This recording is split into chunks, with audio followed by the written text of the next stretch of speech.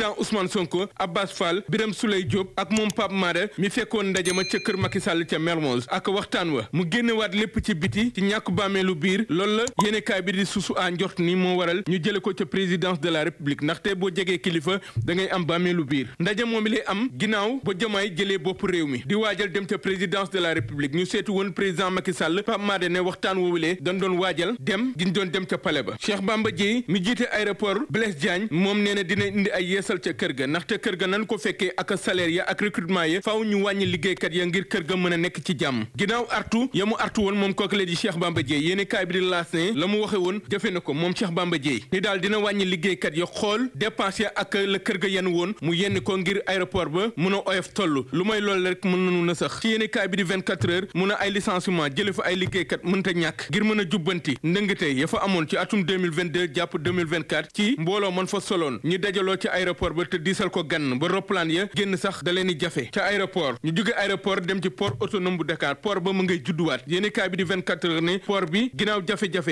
yi ci amoon ak li jëm ci yéexaay bi waaye te li jëm ci tendeefal ga fa amoon port bi mu ngay def ay jéego yooyu la sax la Walf Quotidien ne moo indi werante ci diggante ANSD ak ñii di direction générale bu port autonome bu Dakar ndaxte ANSD dafa jàpp ni port bi la mu doon añ téeméer boo jël fukk ak juróom-ñaar yu kos benn wàññeeku na ci direction bi na ko déedéet yokkute kay moo am ca port dara wàññeeku fa ndaxte liggéey ba fa Waly Diouf Bodian def lan la ñu def ci wàllu ko mbay mi moom la Walf Quotidien tey jii dikk ak ñun rawatina li jëm ci campagne jaay gerte gi ak lañ ko doon séntu te amuñu ko bari na ci ay xayma yoo xam ne ak ëmma yoo xam ne ak niisar gu ministre gi amoon yooyu la niisar mujj ta egg yéeni kaay bi di Walf Quotidien ne li jëm ci njaayum gerte gi bari na ci gerte gi loo xam ne dafa des ci loxo yi ñi di baykat yi benn gerte gi qualité bi baaxul waaye tamit sew na loolu waaye tamit lañ ca doon xaar amuñu ko moo tax yéene bi ministre bi amoon ak nguur gi ci atum gerte gi rawatina ci wàllu mbay mi du doon loo xam ne dina mën a jàppandi xanaa kay ñu jàpp ci gaz bi gaz boobu le sax cat daf mel ne da cee dugg yéeni kaay bi di Le Quotidien ne plateforme GTA bi ñu xibaar ni am na fitu gaz bi am ci taaxuk Ndar ci bët gànnaar moo tax ministre bi ñu dénk li jëm ci wàllu environnement ak énergie jàpp ni lu jig njàkk BP moo di njàkk moo tax ñu sàkku ci waa BP ñu gaaw defar lii di fitu gaz boobu le jubbanti ko ba du indi benn ngaañ ci mim réew di Sénégal waaye nguur gi nag xaarul ndaxte li jëm ci wàllu marine nationale déployé nañ leen yabal leen ci waax yi ngir ñu xool fit boobu le lan moo ko indi ak ban taxawaay lañ ci war a am ba du indi ay jafe-jafe bu jafee démb tamit tey yomb na mooy jëlee gin fii jëlee armée française yéen kaay bi di laas ne ñaari emprise yu armée française ci juróom yoo xam ne yoroon nañ ko ñaar ya delloo nañ ko nguurug Sénégal ñoom waa armée française ginnaaw ban sàkkoon ni ñoom dañ fee war a jugee loolu di xibaar boo xam ne ambassade bu France ci mim réew di Sénégal moo ko joxe tey jii lu waay am na leen ko jox ñoom soxna yi ndaxte nit ki kenn du ko xeebal bësam moo tax yéen kaay bi di Sud Quotidien def leen ci xëtamu njëkk ne li jëm ci sañ-sañu jigéen ñi waaye te li jëm ci wàllu égalité yamale góor ak jigéen lu jëm tamit ci jigéen ñi moom gi ñu war a moom seen bopp di autonomisation des femmes yooyu la defi ñu ngi ciy def ay jéego yu am solo ndaxte jigéen ñi taxawaay bi ñu am waaye te takk seeni lëfisër tax na yenn ci jéego ak la leen xañoon ci ay sañ-sañ yu ñu am jamono yi ñu ngi koy foqati benn ak benn bari na ci Sénégal ay jigéen ñoo xam ne ay kàngam la di ay femme leader ña ngay taxaw saa su ne rawatina ngir mën a jàppale seen moroom jigéen ci tolluwaay bi ñu am waaye te jafe-jafe yi ñuy am ñu fexe ba jàppale leen ci rawatina jigéen ñi nekkee ci kaw gi bari na ci ñoom jamono yi naam ay jàmbaar la waaye seen i jafe-jafe bari nan waaye foo gis rek ku am jafe-jafe gis nga fa ay kàngam ay soxna di ay jàmbaar yu mag yoo xam ne takku nañu taxaw ba àq yelleefu jigéen duñ ca fell lenn moo tax jigéen ñooñu la am ndam ci lu ne yéeni kaay bi di Walf Quotidien ne juróom-ñetti fan ci weeru mars di bis bi ñu jagleel sañ-sañu jigéen ñi ak seen àq ak yelleef bari na ci jigéen ñi loo xam ne songoon nañ ko daan nañ ko yooyu la jigéen nag bokk ci soxnaay taskatu xabaar yi yéeni kaay bi di yor jagleel tey jii xëtamu njëkk ci jigéen ñi ak taxawaay bi ñu am ak njàmbaar gi ak sañ-sañ gi ba ci këru yéeni kaay yi di télé yi ak rajo yi bàyyiwunu dara ña ngi koy bay seen waar waaye te di ci wane seen bopp bu baax a baax yéeni kaay bi di